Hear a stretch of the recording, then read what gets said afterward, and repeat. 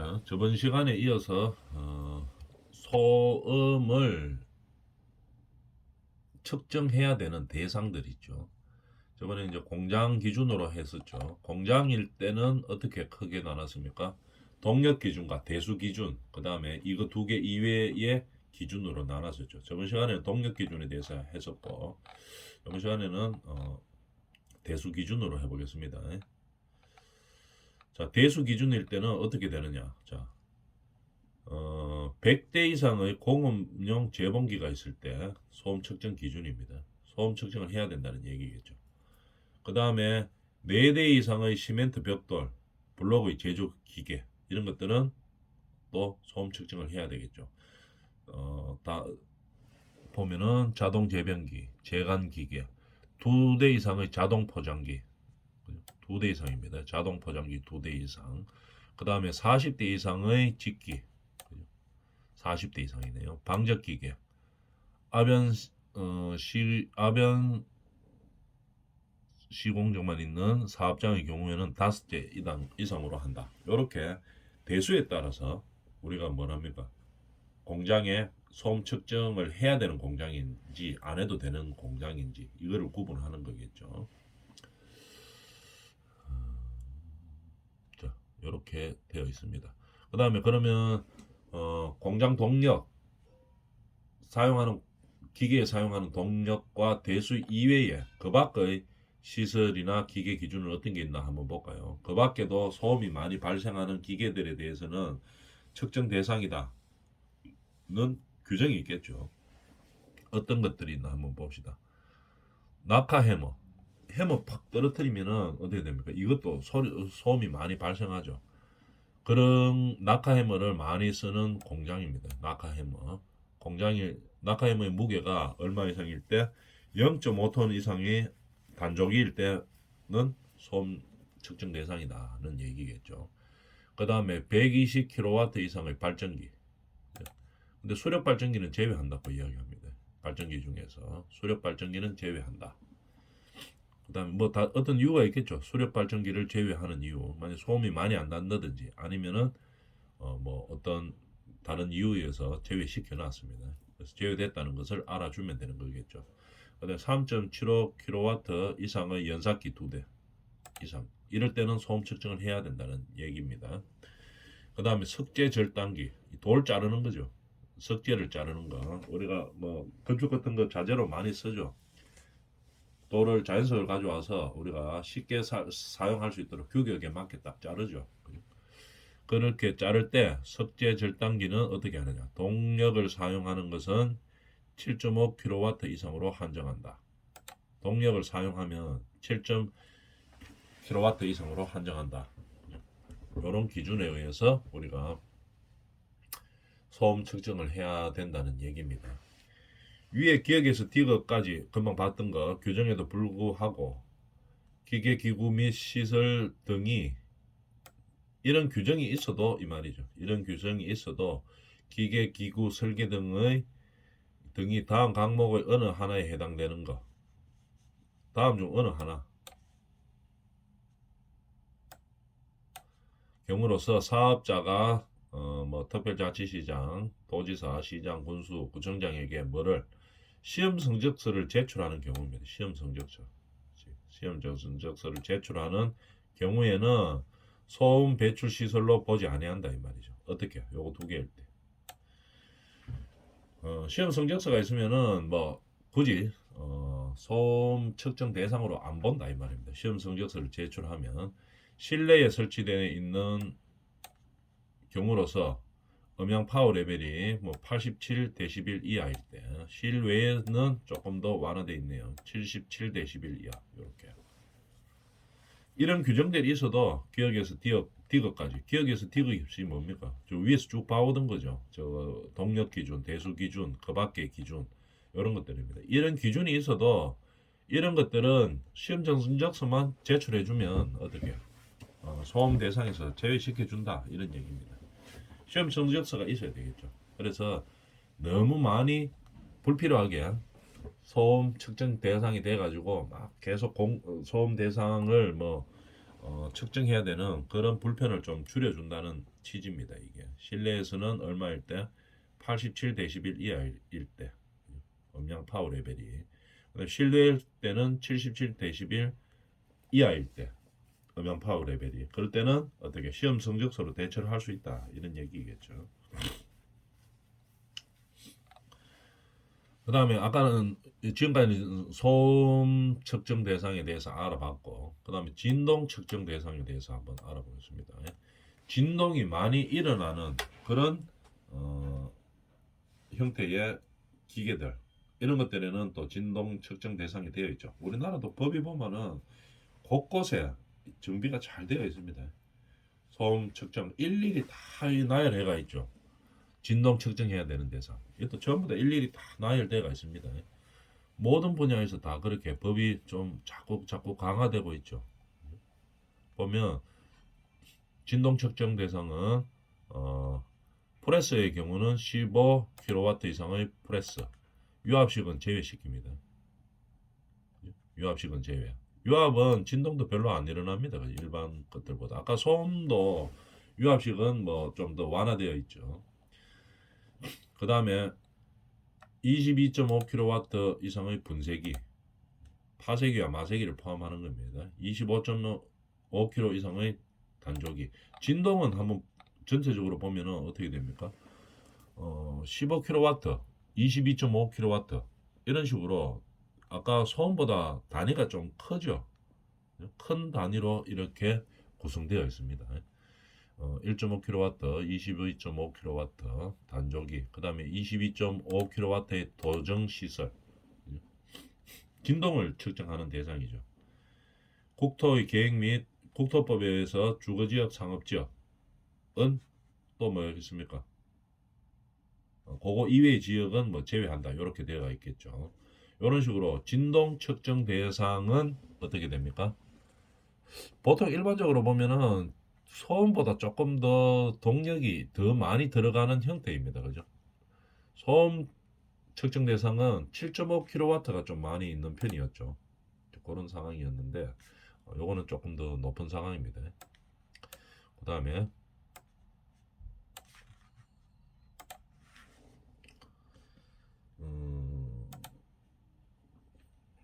봅시다. 그래서 진동 배출 대상도 우선에 뭐가 되었습니까? 보면 이 킬로와트로 일단 되고 있었죠. 그 다음 거. 그래서 이것도 아까와 같이 전부 다 외울 수는 없습니다. 이거. 그래서 나중에 필요할 때는 문제를 통해서 많이 나오는 유형만 좀 외우도록 하고 지금은 일단 이론적으로 이렇게 된다 하는 것만 알아주면 되겠습니다.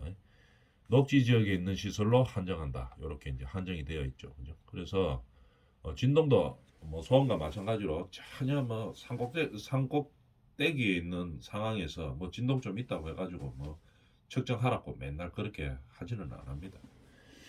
그 다음에 목재 기구는 22.5고 목재 기구는 또 22.5죠. 그 다음에 성경기는 37.5, 연탄 제조용 운전기도 37.5. 그 다음에 이거는 또 대수로 이야기할 때 4대 이상 시멘트 벽돌 블록 제조 기계, 4대 이상의 시멘트 벽돌 블록 제조 기계 이렇게 되어 있습니다. 그러면 우리가 보면 알 수 있지만 진동 대상이 소음 대상보다 조금 규모가 좀 더 작죠. 그 범위가 좀 더 작습니다. 소음을 측정해야 되는 게 훨씬 더 많이 있죠. 조금 더 규제가 강화되어 있다 하는 사실을 알 수 있었습니다. 이거 한번 볼까요? 소음 배출 시설 및 진동 배출 시설의 시설 및 기계 기구의 동력은 한 개 또는 한 대로 하여 산정한다 이 말이죠. 소음 배출 시설 및 진동 배출 시설의 시설 및 기계 기구의 동력은 한 개 또는 한 대로 하여 산정하는 방법이죠. 동력은 한 개 또는 한 대로 하여 산정하는 겁니다. 그죠? 그 다음에 적합성 조사에 대해서 한번 볼까요? 소음 환경 기준. 그 다음에 적합성 조사도 합니다. 소음 환경 기준에서 뭐 어떤 걸 하는지 한번 볼까요? 적용 범위를 확인해야 되죠. 적합하냐 아니야. 소음 환경 기준에 적용 범위를 확인해야 되고 분석 기계가 정확한지 그죠? 기구를 확인해야 됩니다. 예를 들어가 뭐 소음 측정하는데 소음 측정기 바로 밑에다가 쿠션 푹신푹신한 거를 이제 놔뒀어요. 그럼 두꺼운 거 소음 잘 안 들리도록 이제 그렇게 하면 안 되겠죠. 분석 기계가 정확한지를 봐야 됩니다. 이제 보통 이제 소음 같은 거 측정할 때 이제 매일 측정해야 됩니다. 이 뭐 아파트 현장에 있는 소음 많이 발생할 때 그럴 때는 어떻게 합니까? 있는 그대로 해야 되겠죠. 정해진 자리, 규격에 맞는 자리에 똑같이 이제 소음기나 또는 진동기를 놓고 그 다음에 정확하게 측정해야 되는데 소음이 감아보니까 좀 많을 것 같아가지고 소음이 적게 들리게 하기 위해서 뭐 소음이 적게 들리는 자리로 간다든지 아니면은 뭐 스티로폴 뒤에서 한다든지 스티로폴 안에 넣어놓고 이제 한다든지 이런 식으로 하면 안 되죠. 기계 안에도 조금 뭐 소음이나 진동이 조금 적게 느껴지는 장치 해놓고 하고 이렇게 하면 안 됩니다. 그래서 분석 기계 기구를 잘 확인해야 되겠죠. 그래야 적합한 거겠죠. 시료 채취 및 측정점을 잘 확인해야 되는 거겠죠. 시료를 채취하거나 측정점을 잘 확인해야 됩니다. 아까 이야기했다시피 진동을 느끼려고 하면은 일반적인 자리에서 해야 되겠죠. 진동 측정할 수 있는 그 뭐 스티로폴 쭉 깔아놓고 그 위에서 진동 측정하고 이렇게 하면 안 되죠. 그래서 항상 뭡니까 측정점을 잘 확인해야 됩니다. 측정 조건도 잘 확인해야 되겠죠. 상시 사용하는 그런 상황에서 측정을 해야 되겠죠. 늘 작업하고 있는 상황에서 해야 됩니다. 작업 안 할 때 그때 측정하고 이렇게 하면 안 되죠. 측정 사항을 잘 확인하고 그다음에 측정 시간 이 점심 시간 때 뭐 공사 안 할 때 뭐 기계 안 돌릴 때 뭐 이럴 때 하고 이렇게 하면 안 됩니다. 항상 그 측정하는 목적에 맞는 그런 시간대에 해야 되겠죠. 측정 지점 수도 확인해야 되고 뭐 한 곳만 살짝 하고 이렇게 해가지고는 안 되겠죠. 정해놓은 지점에서 여러 군데에서 이렇게 측정해 줘야 되는 겁니다. 그 다음에 분석한 절차를 잘 확인하고 측정한 결과는 보고서로 작성하고 이렇게 해야지 적합성이 이제 인정이 되는 거겠죠. 적합한지 안 한지. 그래서 이거 소음이나 진동 측정을 할 때 있어서 뭐 어떤 꼼수를 부린다든지 이렇게 하면 안 된다는 얘기입니다. 적합하게 조사하고 그에 맞는 대책을 세워줘야 된다는 얘기입니다. 그 다음에 소음 진동 영향 범위에 대해서 한번 볼까요? 전파 경로를 파악하는 거겠죠. 자, 전파 경로를 파악합니다. 자, 그러면 우리가 소음 진동의 영향 범위는 어떤 것들이 있나 한번 볼까요? 첫 번째 크게 한번 봅시다. 물리적 인자 파악. 그죠? 이거 저번 시간에 주로 했었죠. 물리적인 영향이 어떻게 되는가? 소음과 진동에서 물리적 영향이 어떻게 되는지 우리 학기 초에 몇 시간에 걸쳐서 이제 공부를 했었죠. 물리적 인자 파악. 그 다음에 영향 범위입니다. 영향 범위가 어떻게 되는가? 물리적 전파 경로. 이것도 우리 물리적 요소 할 때 했었었죠.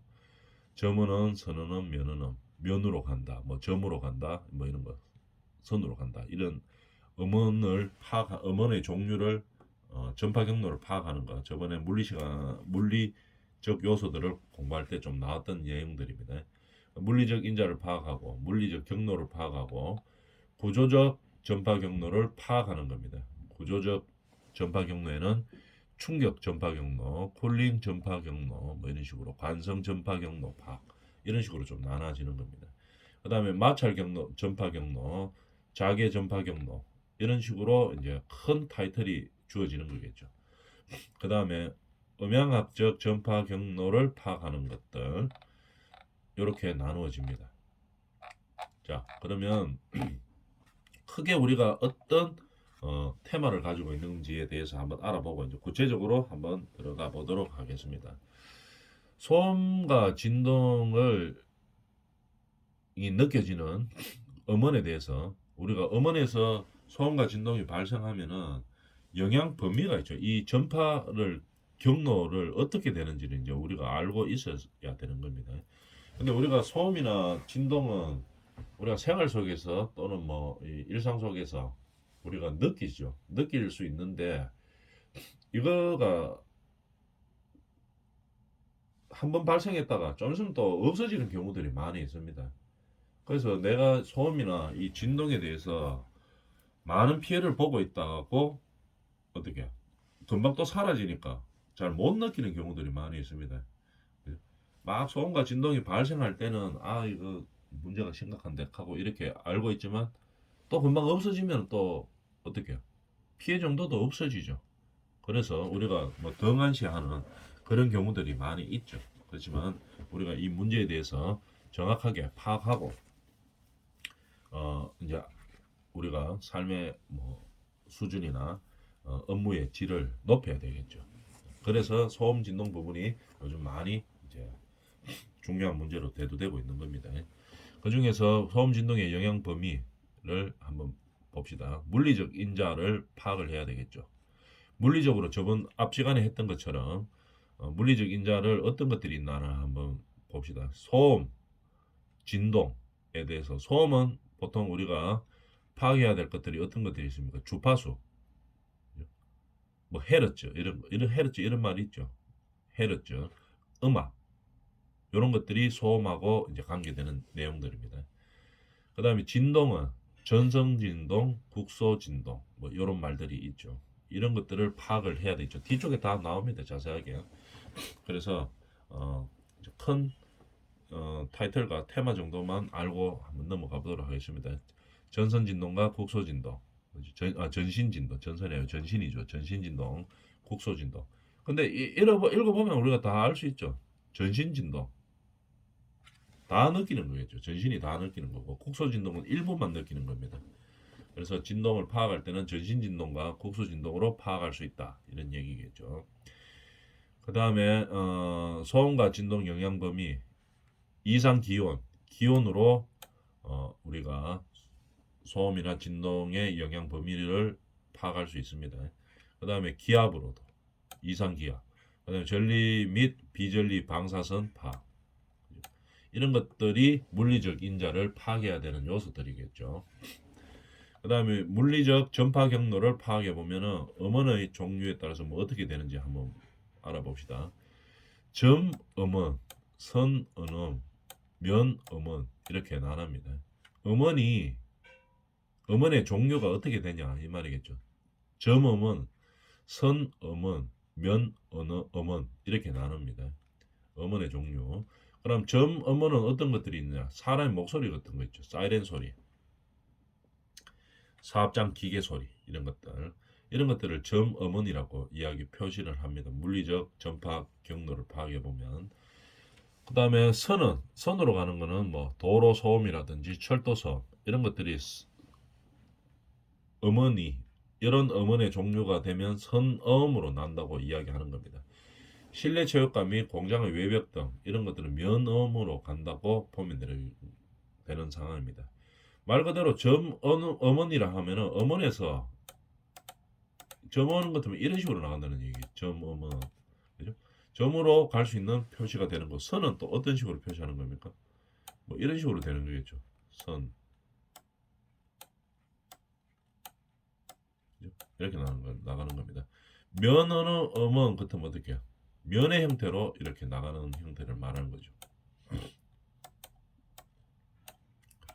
이런 식으로 커지는 형태를 말하는 겁니다.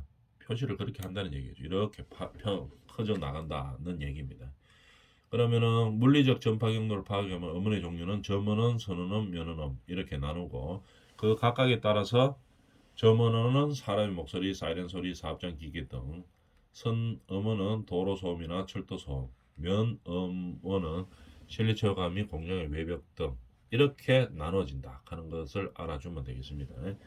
그 다음에 구조적 전파 경로를 파악해 보면은 충격 전파, 쿨링 전파, 관성 전파, 그 다음에 마찰 전파 이렇게 되어 있죠. 자개 전파 뭐 이런 식으로 나눠지고 있습니다. 그러면 그 중에서 충격 전파 경로를 한번 알아볼까요? 충격은 기계의 가장 큰 비중의 소음원 중에 하나다 이 말이죠. 충격은 기계의 가장 큰 비중의 소음원 중의 하나이다. 이렇게 정의하고 있습니다. 소음원 중에 하나이다. 충격 소음에서 가장 중요한 매개 변수는 우리가 소음이 전달되는 것은 매개체가 있는 거죠. 그죠? 그 매개체를 변화시켜서 밀고 나가는 거죠. 충격 소음에서 가장 중요한 매개 변수는 뭐냐?